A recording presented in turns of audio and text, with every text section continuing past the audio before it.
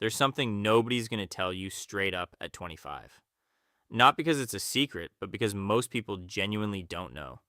The ones who do know are already wealthy. And wealthy people, as a rule, don't really explain how they got there.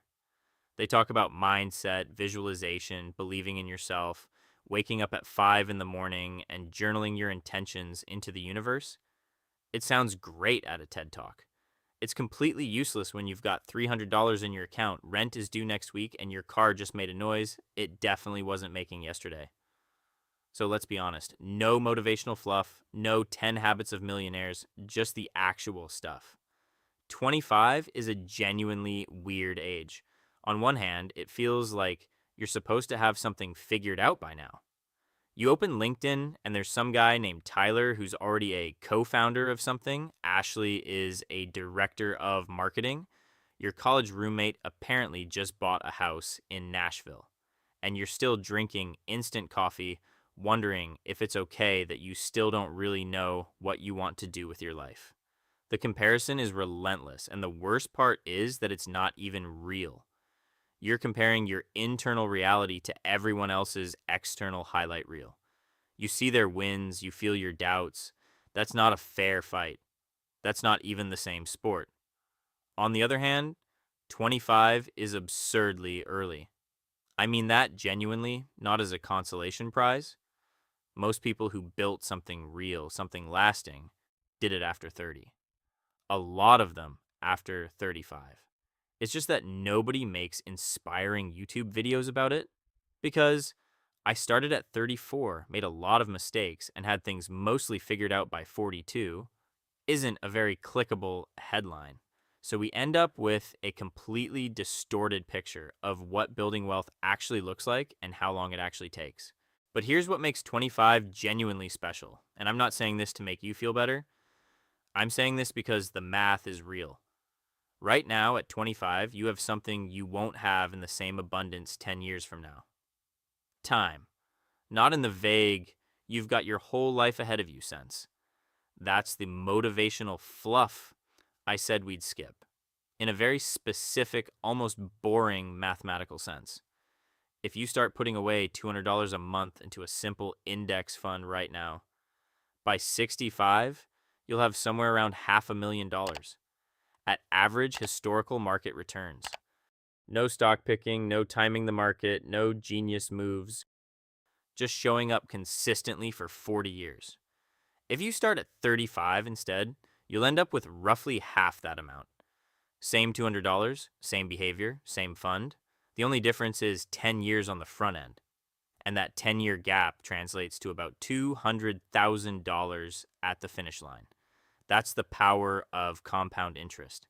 Einstein supposedly called it the eighth wonder of the world. I can't verify he actually said that, but whoever said it first was right. Now, here's the uncomfortable part, and I think you already know this. Most people at 25 aren't putting away $200 a month. Not because they can't necessarily, but because they don't feel the urgency. $500,000 in 40 years sounds like a number from a different dimension when right now you want a weekend trip, a new phone, and to occasionally eat at a restaurant without doing mental math before you order. That's not weakness. That's just how the human brain is wired. We are genuinely terrible at feeling the weight of distant future rewards. Our brains evolved to solve immediate problems, find food, avoid predators, get through the week, not to optimize a retirement account. The part of your brain making financial decisions is the same part that wanted instant gratification 100,000 years ago on the savannah. It hasn't updated its software since. That's why discipline alone doesn't work long term. You cannot willpower your way through 40 years of choosing the abstract future over the concrete present every single month without fail. What actually works is removing the choice entirely, automating it. You set up your Roth IRA or your brokerage account to pull $200 the day your paycheck hits. Before the money lands in your checking account, before you see it, before your brain decides it needs something. Hey, you never had it, so you never miss it. The first month feels tight. The second month feels manageable. By the third month, your brain has recalibrated and accepted the new normal. It adapts. That's the same mechanism that makes lifestyle inflation happen. Every time your income goes up, your spending mysteriously expands to fill the space. You can flip that exact same mechanism to work in your favor. Just automate the savings before the spending adjusts. But saving is only half the equation. And honestly, at 25, it might be the less important half. Because here's the truth that the personal finance world doesn't emphasize enough: you cannot save your way to wealth. It's mathematically constrained. If your income is $45,000 a year, you can cut every subscription, meal prep every Sunday, never touch a Starbucks again, and you're still working with $45,000 a year. The ceiling is fixed. Frugality is a floor, not a ladder, and the most powerful thing you can do in your 20s isn't to spend less. It's to earn dramatically more. This is where most people make a mistake that costs them years. They work hard and wait. They assume that if you do good work, people will notice, rewards will follow, the system will be fair. And sometimes it is, but mostly it isn't. The people who grow fastest in corporate America aren't always the most talented people in the room.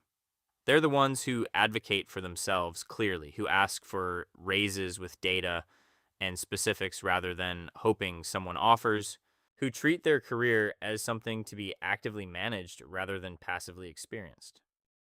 They also do something that feels slightly uncomfortable. They change jobs regularly. Because the fastest way to increase your salary by 20 or 30% is not to wait for your annual review. It's to get a competing offer. Loyalty is a virtue in relationships. In the American job market, it tends to cost you money. The Bureau of Labor Statistics has consistently shown that job switchers earn significantly more over time than people who stay put. That's not cynical advice.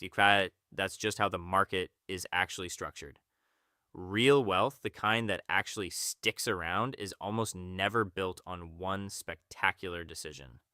It's built on an accumulation of boring, repetitive, unsexy choices made consistently over a long period of time, putting money aside every month, even when the market is down. Not buying the car that's slightly above your budget because the monthly payment seemed manageable. Negotiating your salary instead of accepting the first offer. Taking on a skill that makes you more valuable even when you're already tired from work. These don't make for compelling content, but they're the actual mechanism. The stuff that looks dramatic from the outside, the house, the investment portfolio, the financial cushion, is just the visible outcome of years of invisible decisions that were each individually small and boring. And I want to say something about the emotional side of this because I think it matters as much as the mechanics. There's a very specific kind of stress that comes from financial uncertainty, and it's different from regular stress. It's the kind that lives in the background all the time. A low hum of anxiety that shows up when you see a medical bill, when your car needs work, when a friend suggests a trip, and you have to do the mental calculation of whether you can actually afford it without admitting that you're not sure. More than half of Americans report feeling significant financial stress on a regular basis. That's not a personal failure. That's what happens when a whole society gets almost zero practical financial education. Not in school, not at home, not anywhere.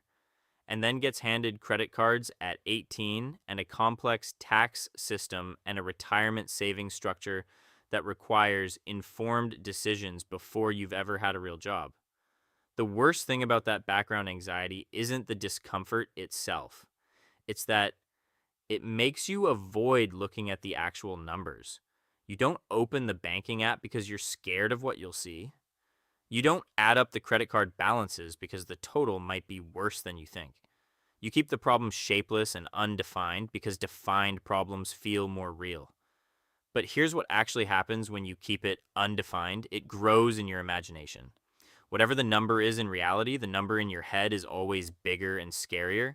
The moment you sit down and write it out, all of it, income, expenses, debt, everything, it becomes a problem with edges. And your brain is actually quite good at solving problems with edges.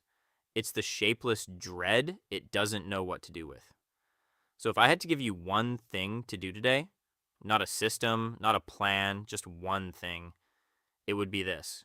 Open everything. Every account, every card, every loan. Write down what comes in and what goes out and what you owe. 20 minutes, piece of paper, or a notes app, whatever. That's it. You don't have to fix anything today. You just have to see it clearly because clarity is where everything starts. Not motivation, not discipline, not the perfect strategy. Clarity, 25 isn't a deadline. It's not a finish line you're already behind on. It's a starting point, and actually a pretty good one if you understand what you're working with and stop comparing your insides to everyone else's outsides. The rules of this game are not that complicated. They're just somehow never explained properly to anyone at the age when it would actually help. If this hit close to home, subscribe and leave a like. It helps more than you'd think, and it tells me these kinds of honest conversations are worth having.